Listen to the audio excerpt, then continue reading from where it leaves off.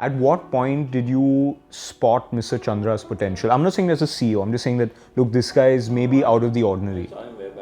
What is it actually like being CEO of TCS? That, I am at the very top of this truly global organization. I am at the helm of the largest company in this iconic group. What are the sort of pressures and what are the perks and pressures of being CEO of TCS? Worry is not who is going to succeed a person. The worry is would all of the rest stay. How do you think about the broader impact that TCS and the IT industry as a whole has had on India and just growing India and making India a force globally? I think when we decided to come back, whether it was Mr. Kohli or myself or a lot of others, the reason we chose to do was to create an impact in the country.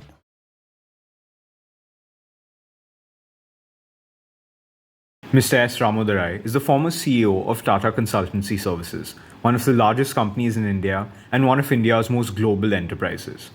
He joined TCS in early 1972 as an assistant systems programmer and analyst and went on to become the second CEO of the company in 1996. Over his 13-year stint as CEO, TCS transformed into a global giant. When he took over, TCS's revenue was about $150 million US. That number crossed $6 billion at the time of his retirement in 2009. Mr. Ramadorai has also played many other roles within the Tata Group and beyond, including as chairman of the Bombay Stock Exchange, chairman of Tata Technologies, and the chairperson of the governing board of the Tata Institute of Social. Mr. Ramadorai continued to play an active role developing India through the Skill India mission and now with the Karmayogi Bharat mission, one of Prime Minister Modi's flagship schemes. I sat down with Mr. Ramadorai at the famous Air India building to learn more about his incredible journey and lessons learned over a lifetime building iconic institutions. If you haven't already, don't forget to like, subscribe, and hit the bell icon so you don't miss any of our videos. Please share this video with anyone you think would find it interesting and let me know in the comments what you think of the conversation.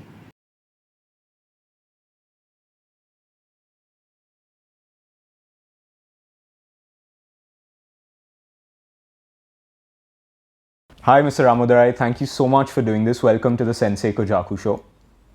Pleasure being a part of this show. Thank you so much for taking the trouble to meet with me. So, Mr. Ramadorai, there's obviously a lot I want to talk about, and there is so much to talk about as far as your career and your entire life is concerned.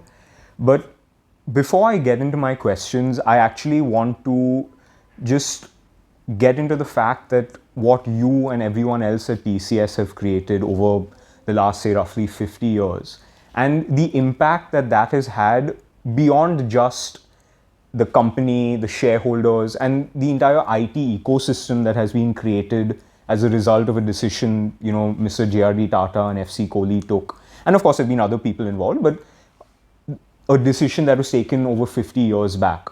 So one is, how do you think about the broader impact that TCS and the IT industry as a whole has had on India and just growing India and making India a force globally? I think when we decided to come back, whether it was Mr. Kohli or myself or a lot of others, the reason we chose to do was to create an impact in the country. We didn't know what we were getting into or what we wanted to get into other than a professional qualification from a country like the US. The idea was always technology is going to play a role. Technology has to be learnt, technology has to be applied for common good if you want to do a scale problem to be addressed. Scale problem is essentially the population of this country. And technology was one of the most difficult inputs that we could get. So that's why we shifted to services as we went along. Because the service can be offered any place, any day, any time, etc. And as the technology became available or matured, you could connect with anybody, anywhere. That's the world we are experiencing today. So to us, the primary purpose was to apply technology to real problems. And how you sequence it is purely a function of how the market emerged. And the commercial context as well as the not-for-profit context should be integrated together. And that's the value system which the Tata Group has practiced from the original founder to what it is being practiced today. So when you see such opportunities, that's when you decide to take a plunge. At that point, you don't look at what is the compensation, what are the kind of benefits, are we going to be well off or not. I mean, it's essentially a startup where they don't look at, to start with the outcome, they want to look at what impact I want to have. And the impact, if it gives a sense of satisfaction, however small it may be, however large it may be, that will be purposeful and will be a well-served purpose. So when we were told, would you like to come back, and this is the kind of job we have, we don't know the full definition of the job, but we want technologists who are willing to take a career move, even though you're doing well wherever you were. So I think then the time has passed where essentially we cleared the forest, laid the highway, and everybody is running behind it, and that's the industry that is being witnessed today. And the industry has learned along with us how to repurpose depending upon the changes, cycles of technology, availability of technology in real time, no gap between where it is manufactured and where it is made available. Even manufacturing shifting today to locations in India.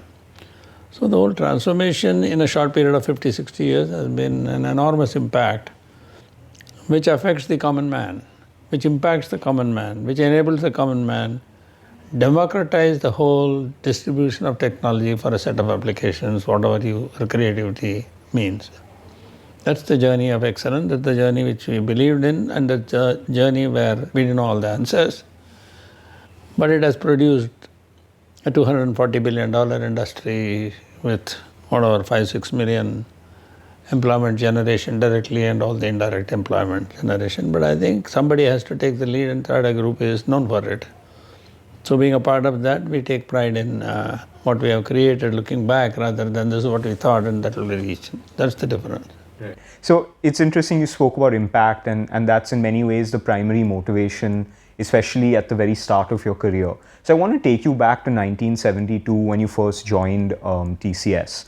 What was TCS then? It obviously was nothing like it is today. But in how would you describe the environment then, the kind of people that were involved with TCS at the time? I think it was a cross-section of people recruited or transferred from a few Tata companies.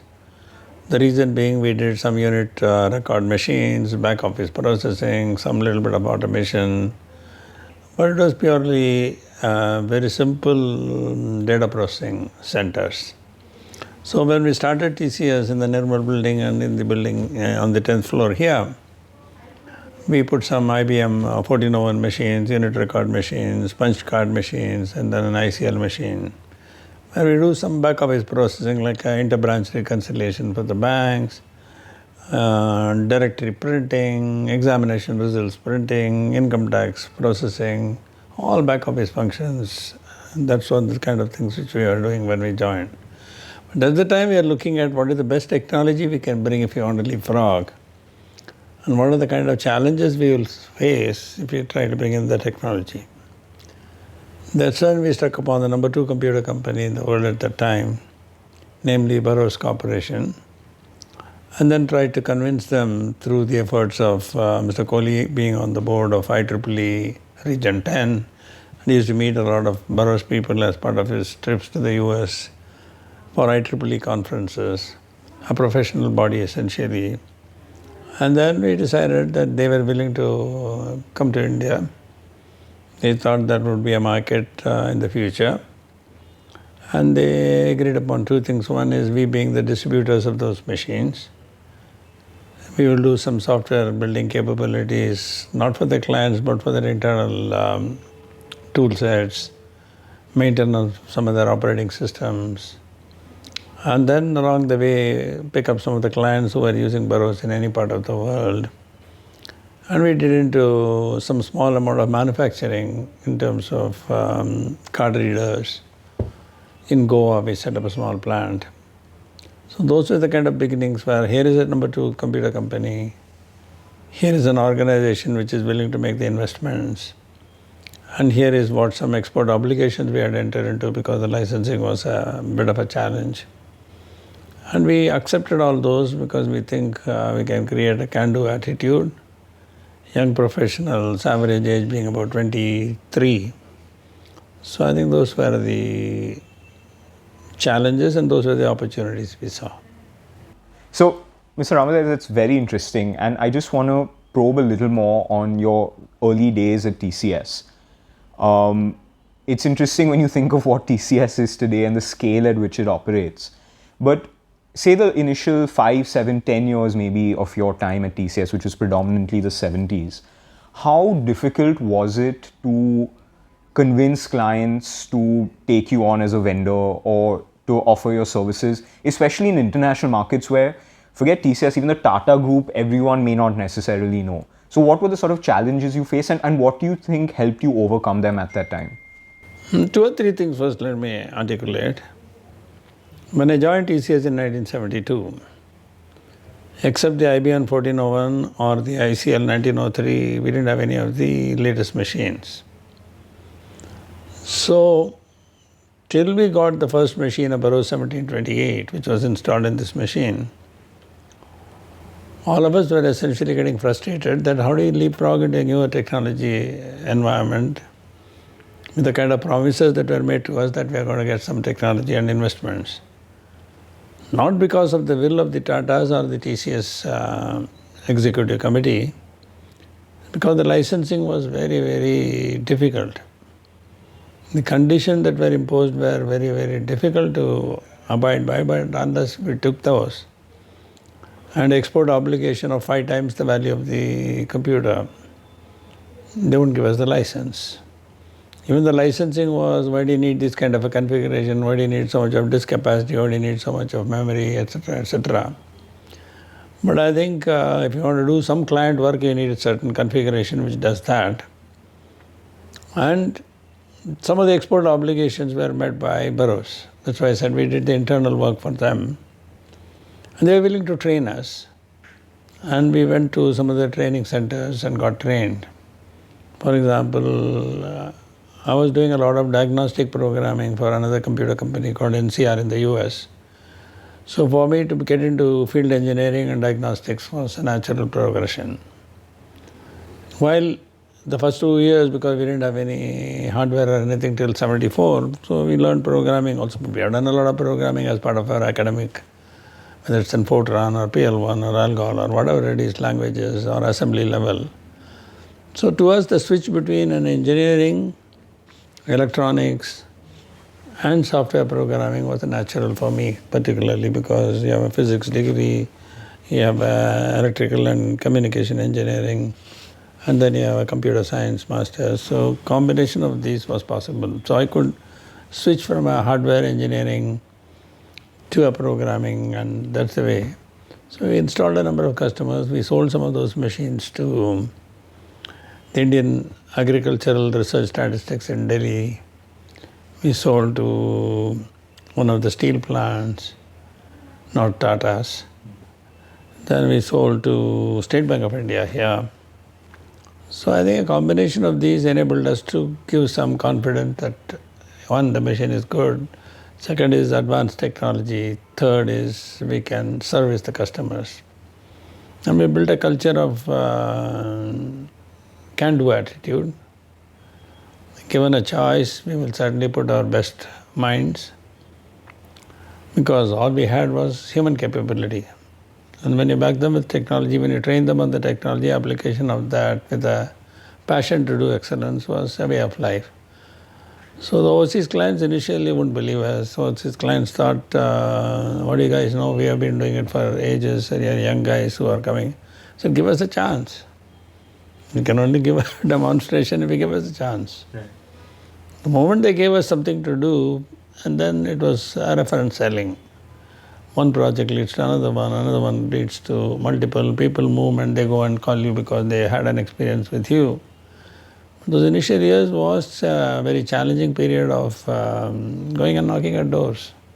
What we used to call as cold calling and landlines, but one step at a time. Our ambitions were always don't spend beyond your earnings, but your earnings should keep on growing and your dependency on borrowings must be close to zero. So even the parent had a sense, beyond the initial set of borrowings, we never took any money from them. Would rather take a bank loan, service that, etc., etc. So I think those were some of the value systems we built in our behavior, value systems we built in our functioning. And the optimal use of resources, optimal use of and bringing in efficiencies were the important measures. And did that phase also teach you the importance of perseverance, resilience, and even dealing with failure and rejection? Yes. I mean, delays in projects, acceptance of the clients, they wanting not to trust you, but then living beyond that to make sure you deliver it, because the intent was always you are going to deliver it. But I think quality inputs, learning from somebody and openly learning was all which built in the perseverance, the attitude to perform better, raising your own benchmark, team working, supporting each other, peer reviews of the code, not automated reviews. So I write a piece of code, you review it, you find certain number of bugs, building some models to say that, predictive models to say that how many bugs should be there in this program, in this language, in this database, etc., which kept on maturing as we went along, which means the institutional knowledge was getting built every day, in addition to individual knowledge, so that you can use it for your training, use it for your development of professionals. So those were all scaling up as we saw. So I think I got to accept some setbacks, but more importantly, the honesty of purpose. We never told the client if something got delayed or likely to get delayed, we were very open about it. So we have tried, these are the kind of complications, this is where we are running into snags, so we have to solve it together. So clients are willing to help in a situation like that, because our failure does not guarantee them any success. It's a collective failure in a way, right? Yeah. And we used to keep reinforcing some of these where some of the initial set of clients were extremely understanding. The number of failures were minimal, but the ability to deliver on promises which also stood them in good stead.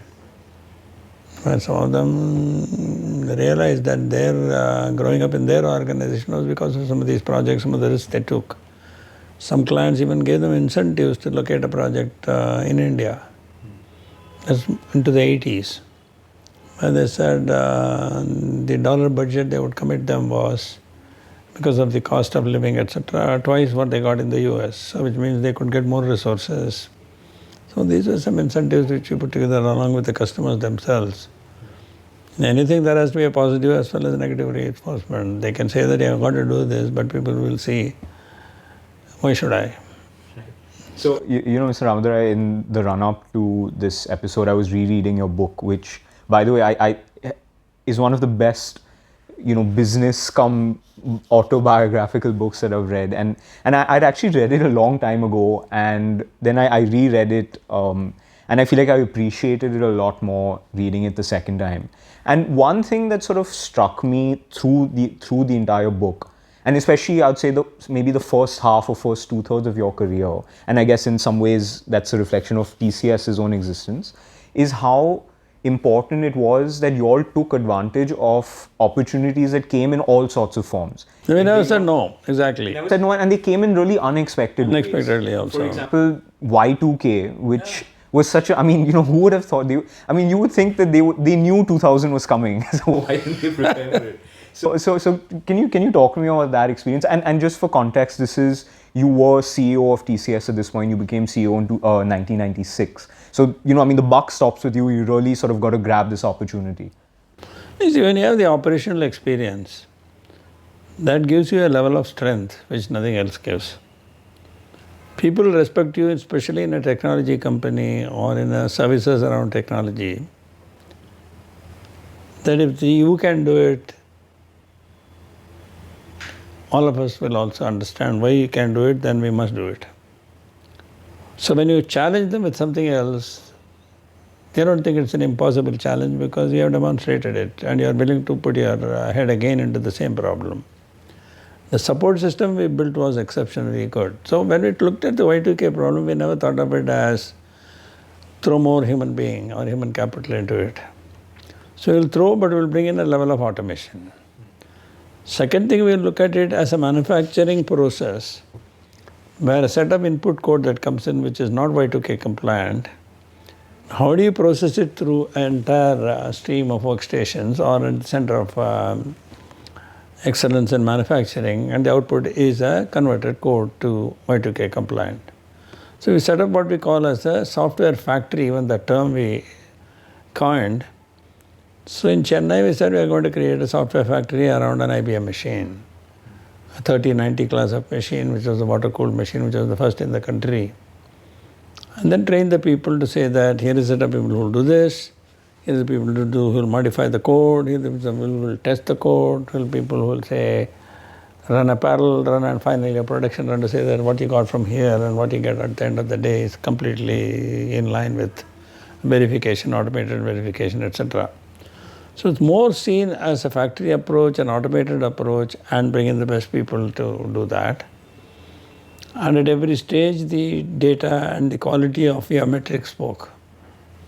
So that's why a lot of people believe that if they give the voluminous code to them, the chances of success are fairly high and on time. So I think you got to look at problems very differently when we're going to scale up. Even in the point I made about capturing the knowledge of every project is very important to us, because the reuse of that knowledge for a similar project or some parts of it to another project becomes a way of life. So that if you did a project in 100 man-years, we can compress it to 30 man-years, maybe 10 man-years. That's the kind of thinking we have inbuilt into our culture. So the efficiencies, speed, quality, time, everything has to be compressed, and of course the price goes with it. Yeah. But I think the repeat business and bringing a level of automation into your thinking and the tool sets behind that as an R&D investments, because we are all engineers. We thought engineering, if it was a finance person, probably he would have thought only the balance sheet. But we thought balance sheet was an outcome of the engineering inputs you provided, unlike others, where engineering is just a support organization, whereas the main purpose is profitability. But always sustained profitability comes from sustained intellectual property, which includes people, process, technology, patents, whatever you want to call it. It's interesting you talk about creating this sort of institutional memory and institutional knowledge. But I'm actually listening to you now, I'm amazed at your own recall of, which specific model went in a project. And, I mean, this wasn't yesterday, right? This is like 30, 40, 50 years back. So I'm actually amazed at your recall. But I again just want to take you back to the, when you found out you were going to take over as CEO in, I don't know, maybe it was 95 or 96. I'm not sure when you actually. 94, because I was initially made a chief operating officer. Right. So what was it for you personally? What was your emotion at that point that, you've been around for so many years, you yourself have grown up in the organization and seen the organization grow around you. So what was your overwhelming feeling at that point? The overwhelming feeling is what you started with, saying that the buck stops with you. You cannot blame anybody. You cannot throw the problem because you messed it up, I'm in trouble. No. You got to own up both good and the bad. So I think that, as I said, when you have an operational mindset and excellence in operations, it comes automatically. If somebody is willing to build a team around, even when you are doing other projects or programs or vice president of operations or anything which you took as a responsibility, team building and doing some of the projects and measuring some of the projects, the biggest success was because the teams did well.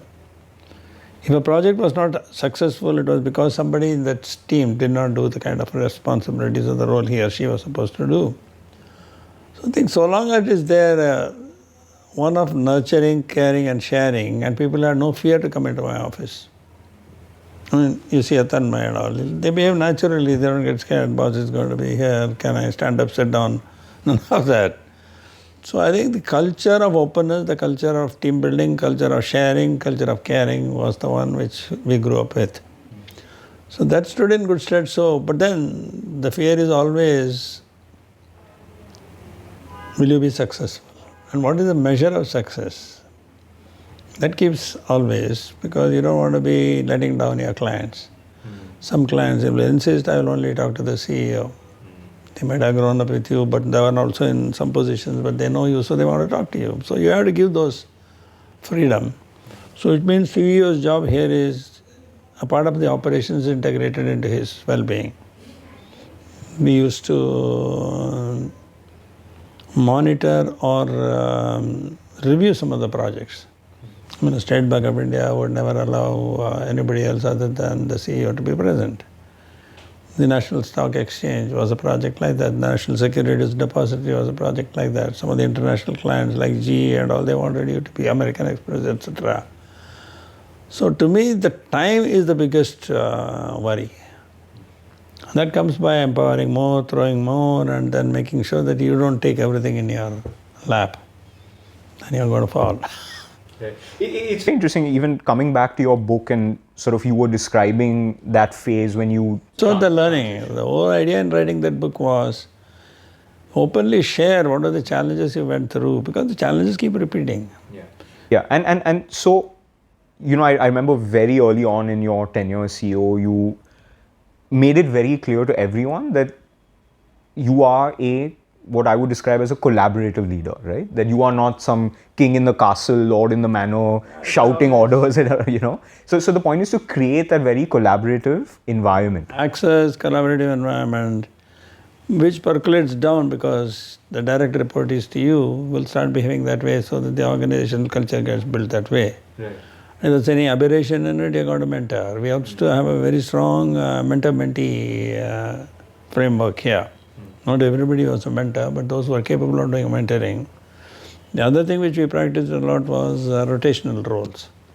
So maybe sometimes in business finance, you may be doing human resources, you may be doing projects, you may be doing R&D, you may be doing sales, marketing, etc., etc. So one has gone through all this. Right. You know, there's a famous joke in, I think it's mainly in American sort of corporate world, where the joke is that, you know, the most important thing anyone should do the minute he becomes CEO of a large company is he should go through the length and breadth of the company, you know, devote all his time and energy to finding the one person who can do his job, who is fit to replace him, and fire that guy to make sure that there's no challenge within the organization.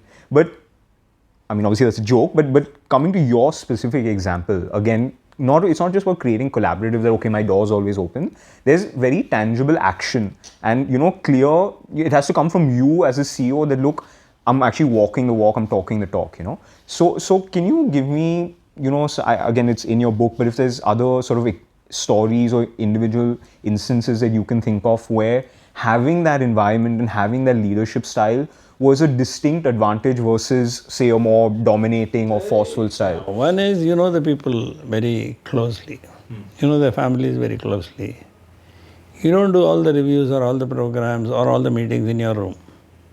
Simple things like that. You go to their desk. Gather around 7 or 8 of us, 5 of us, 4 of us, etc. On the Friday evenings have nothing to do with work but just to get together, as an example. Have a quiz program together, somebody thought of that. So I think it is practicing what you preach rather than preaching and saying that I did it in the past. No. So with the result, the collaborative way of looking at things was a way of life rather than a mandated policy. What is the difference?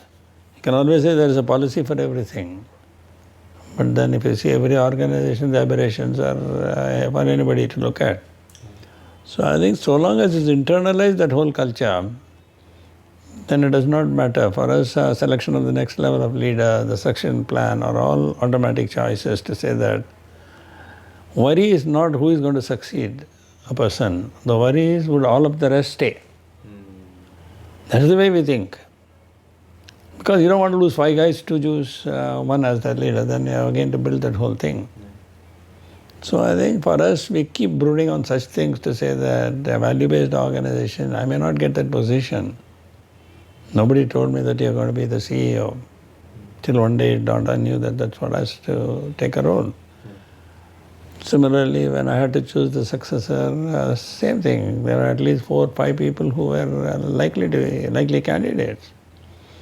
But then the internal strength of this organization was that capacity, capability building, and then putting the right person at the right time so that the others also accepted that and stayed there very transparently.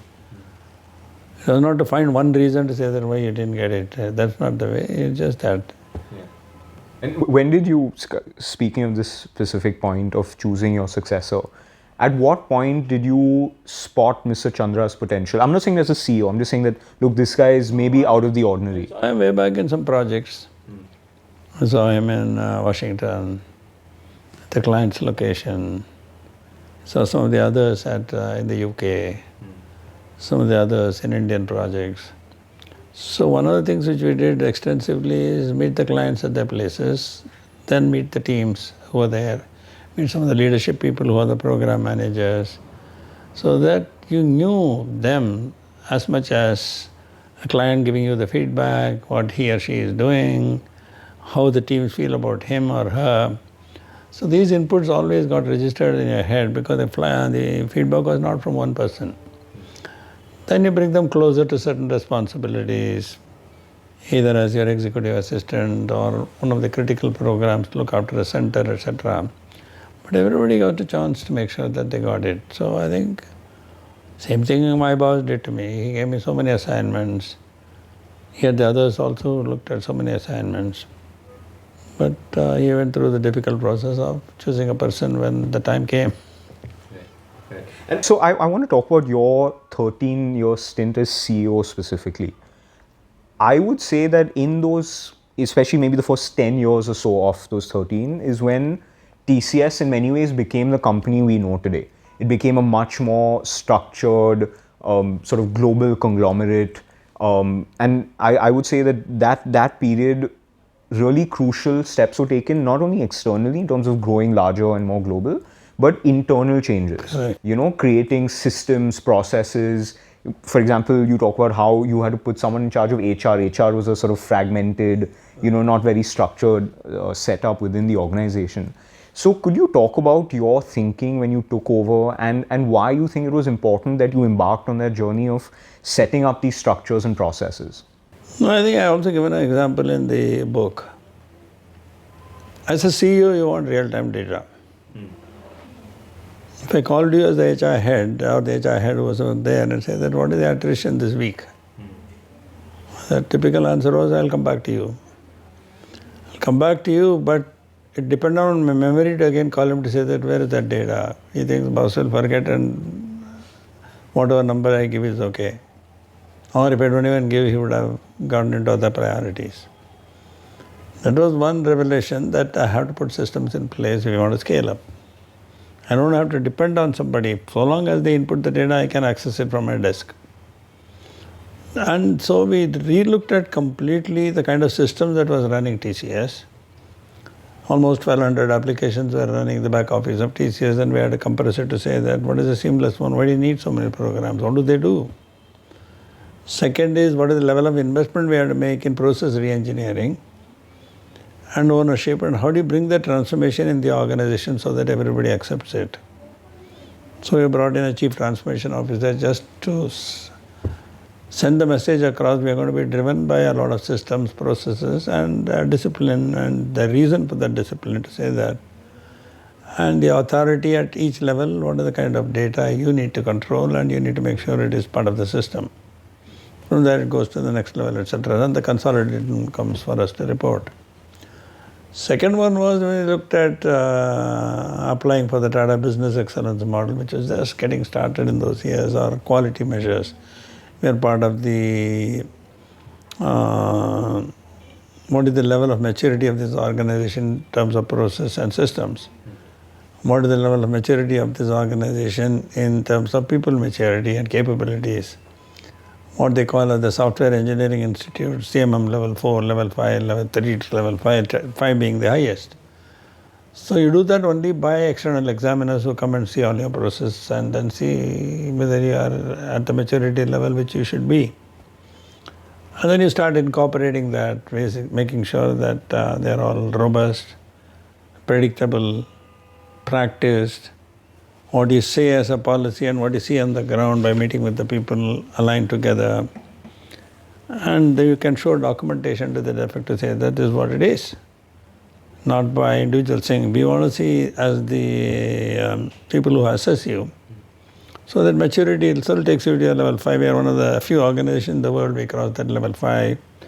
As you come to level 5, you also give certain inputs how the maturity framework can change. What are the new categories you need to put into that? Then the Tata Business Excellence model came and then we became a member of that also. So I think those are the things. One is a definite need. If you are a CEO and if you are any level of authority and you empower, unless data is there, you can't function. Second is act on those data instead of just throwing it away, saying that it's a wrong data or whatever it is, and continuous improvement of systems and process and external validation of anything which you do, because that's what gives people saying that now we have reached a certain level of global acceptance. And this was a journey, and those 13 years, barring the last 3 or 4 years where we had to focus a lot on the IPO. 2004 is when we did the IPO, but it was a continuous improvement, scaling up, continuous improvement. Every aspect, training and development, recruitment, finance, building the complete every quarter accountability within the first 12 days of the quarter getting over. These are all be incorporated, and the auditors had to work with us. The teams had to work with us. Across jurisdictions we had to work with. So I think it was more than an 18-hour job. I'm sure.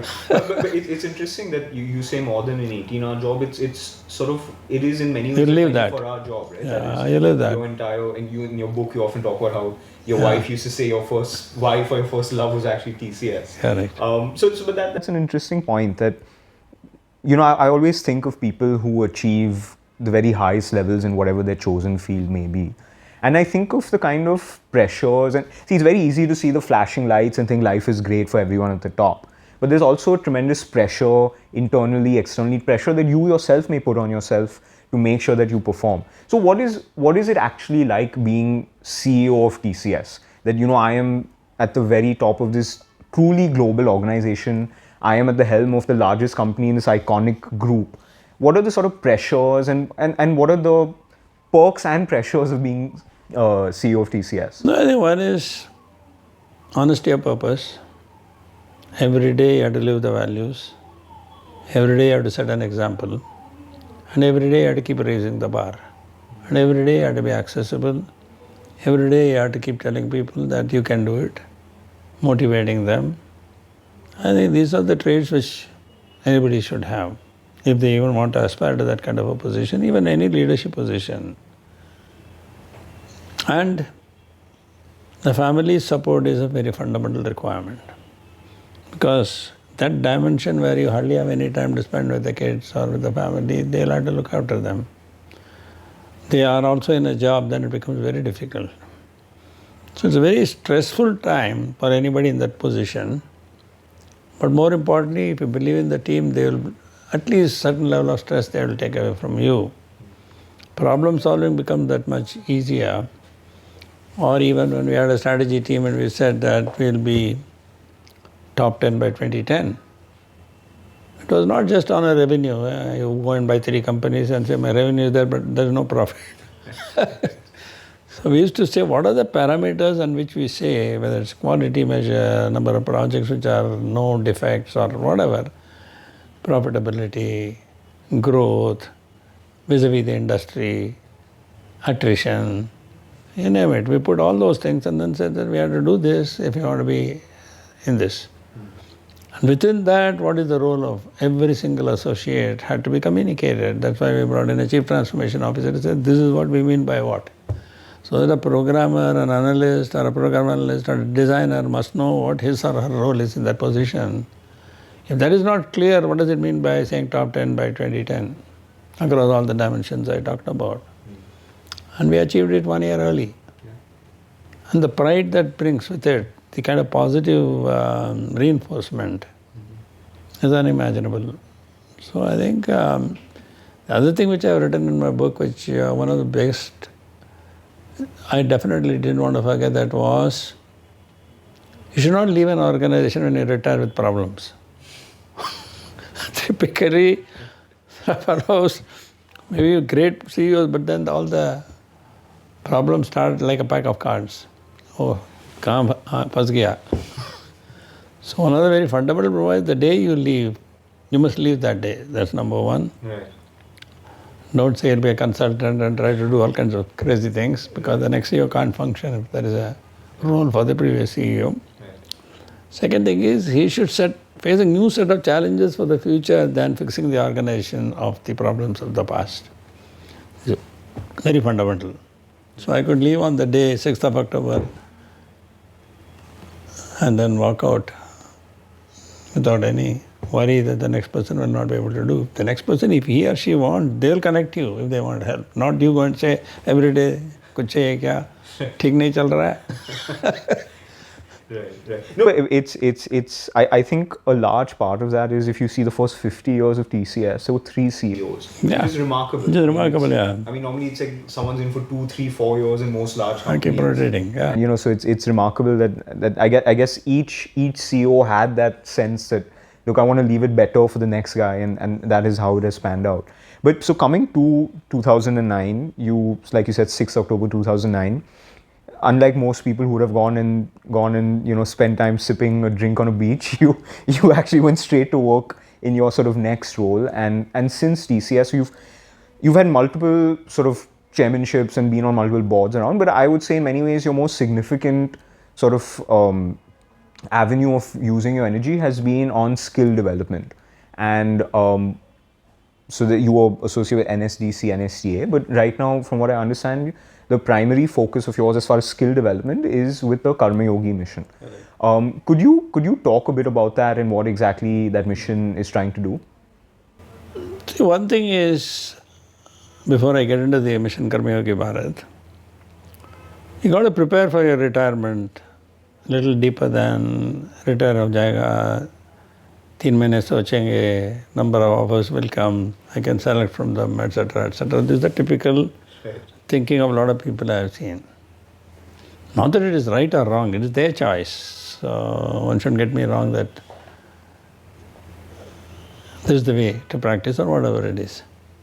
Second thing was very clear, you are no longer going to do what others want you to do. So you are going to do either a startup, you could have done, or you do in a sector which is a lot more meaningful, namely a social impact. What we knew as part of this organization, and we are thankful to this institution, is it gave you the enablement to address scale problems fearlessly. To build an IT industry with the kind of scale, with the kind of capability, intellectual capacity, project programs, geographical presence, type of projects, etc., was one scale. But ultimately the measure was financial. Whereas here is a skills development where you are enabling and empowering a youth in any part of the country who may be completely unread, in our terminology of education, whereas skills took the center stage. So when Dr. Manmohan Singh and his team approached me to say that, would you be willing to look at this problem because this country needs it? And it goes back to the why did I come back in the first place when I could have said that Jarurat nahi hai, or come for 2 years, try it, then go back and take a green card and settle there, whatever it is. So the scale problem and creating a social impact is what excited me the most. Though I brooded it to say that whether I can do it or not, how do you function within a government? You may have the support from the top, but how the machinery works underneath. I must say the set of people who were willing to help and willing to enable you to put the organization in place strategically was the challenge, and I was able to do it to an extent which was necessary. Strategically, we defined the role of the National Skill Development Agency, National Skill Development Corporation, setting up the sector skill councils, recognition of prior learning of the people. If you are a carpenter, a mason, an electrician, whatever it is, how do I know what is the level of skill you possess? A welder, for example, for an atomic energy power plant, nuclear power plant, the kind of welding that is required is far different from welding required here.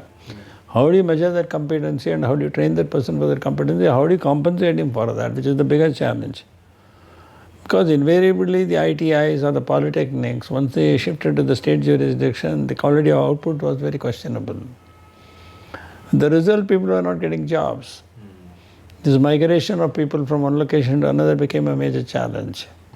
So exactly the same problems, no process, no systems, no documentation, no nothing, but the scale was of huge proportion. And the participation of the corporate sector to enable the jobs was another challenge. We can do it ourselves. I put the guy on the job and then he or she will learn, whether through accident, whatever it is. So the mindset had to be changed. So I think people underestimated the time frame that is required. Governments are always in a hurry because from one election to another election they want action on the ground, but they can't do it. So when the government changed, I continued for a while because Mr. Modi also wanted me to continue for a while, till we formed a ministry of skills development and entrepreneurship. That is when this formally got transferred into that within the jurisdiction, and NSDC as an autonomous body got merged into the university, with the ministry. So I think that was a logical point at which I could say that now it can take off on its own with a CEO, with a ministry under which it comes, etc. And that's when I quit that. Subsequently, I think it was always on the back of their mind to look at civil servants. Civil servants not at the secretary level, deputy secretary, joint secretary or under secretary or whatever, even up to section officers or below.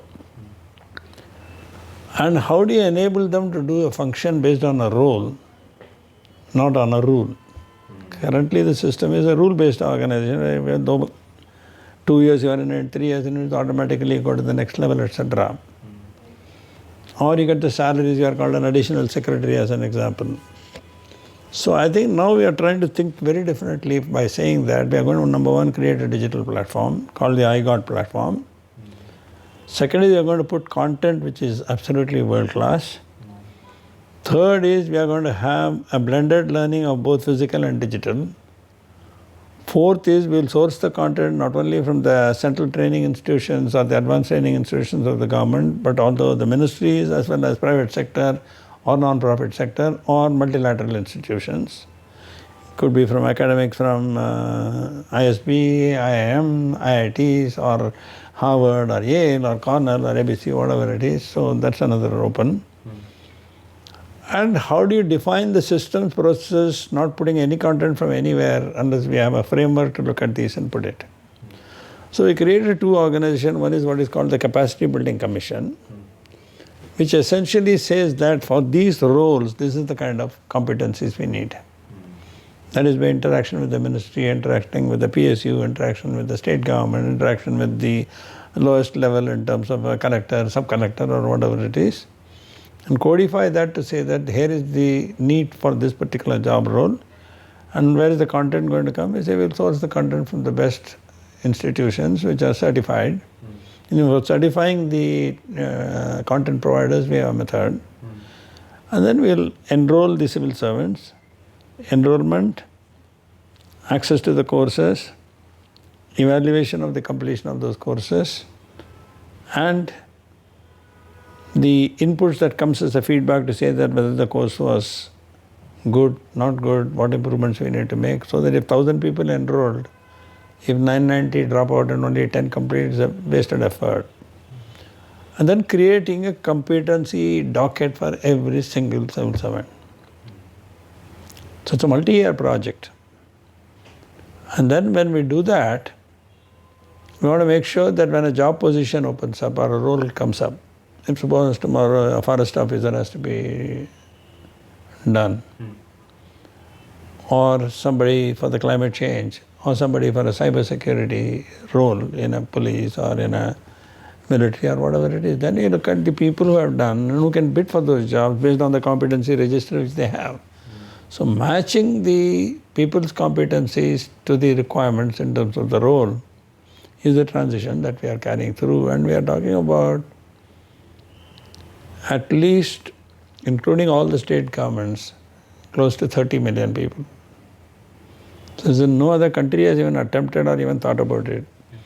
So essentially you're looking at is a digital common good. Like our UPA, Aadhaar, everything is a digital good.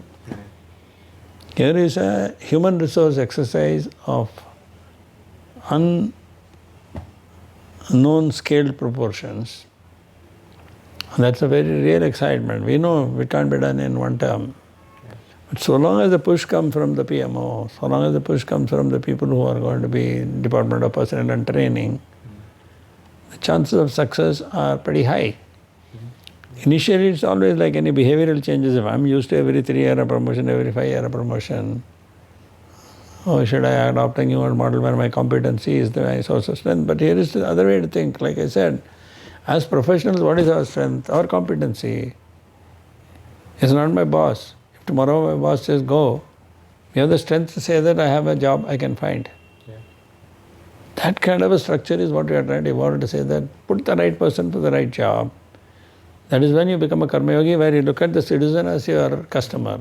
Like we look at corporate fellow as our customer, here a citizen is your customer, the community is your customer. And how do you service them? Thanklessly. It's not because of a promotion, because of a salary improvement. And that behavioral change, the newer entrants may find it a little easier. In 10 years, the current set of people who are coming to some very responsible positions, they may say, this is what I joined the service for, at whatever level. So that's the kind of transformation we are attempting, and this vision is amazing, but it's an enormous amount of coordination, push, and getting together. And it's more like you learn as you grow. Yeah. No, and I think it's so important that people like you who have experience managing and growing large organizations are put in charge, right? That, I mean, there's no one else who would have. Sure, even the board is very from the industry. Yeah. It's not just only 2 people from the government, 6 of us from the corporate sector. Yeah. No, it's so commendable when people such as yourself who could easily once they've retired, just sort of, I mean, they've earned the right to relax and just take life easy and still to devote yourself selflessly. Right? You're not doing a paycheck or anything like that. Right? It's pure service to the country and the people. So it's I mean, genuinely remarkable that, I mean, and I'm so glad that there are people who do this, who don't just...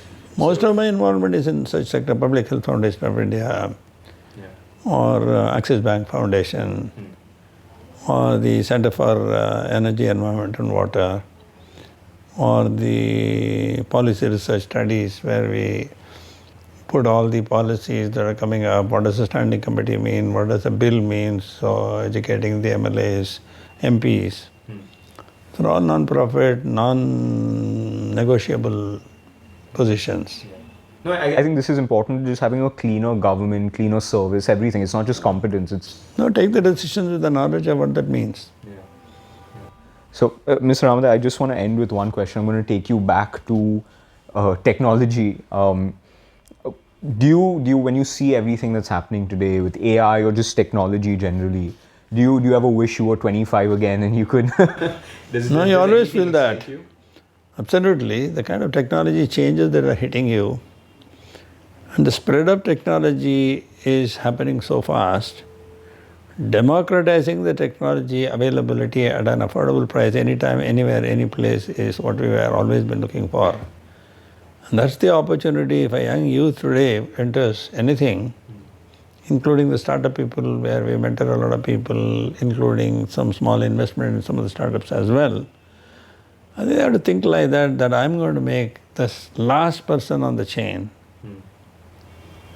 what he or she wants to do with their ideas, and I'm giving you the technology enablement for that. And it's in multilingual, any language, closer to my home, I don't have to shift, I don't have to migrate, create all the attendant problems. I think we have achieved our purpose. It is the human dignity, democratizing, the disparity, narrowing down, and sustaining themselves and supporting others. I think we want to create a world like that, and even a small portion, if you do it day in and day out, it becomes a big difference. So when you measure all the NGOs you are part of, whether your own or impact through the various foundations, I mean, it runs into millions. And when you start counting, you say, okay, I've impacted 1,000,000 lives. Or when you cross a security area in the airport, fellow looks at you up and down and says that, are you from TCS, Ramadorai? You say, yes. He says, my so-and-so relative joined, or my son joined, or my daughter, and it has changed the trajectory of my family. Isn't that a bigger impact than what is the dividend? Yeah. That's what we are saying. That's the satisfaction we derive day in and day out. Yeah, I think like we spoke about initially, the direct impact of TCS and the IT industry is so large, but the indirect is, I mean, it's incalculable what's happened. But Mr. Ramadorai, thank you so much. I mean, not only for coming on, but genuinely for everything that you have done. Like I said, building the IT industry. So much. I mean, I don't think we realize how important that has been to just growing India, especially when you see neighboring countries that don't have something like that. Exactly. You know, the problems that they face as a result. But again, thank you so much for taking the time, and I really hope you enjoyed this as much as I did. Very much, very much. And you have a knack of asking the questions and then enjoying it as well, so which is more important, because collectively we are learning together. Thank you so much. Thank you.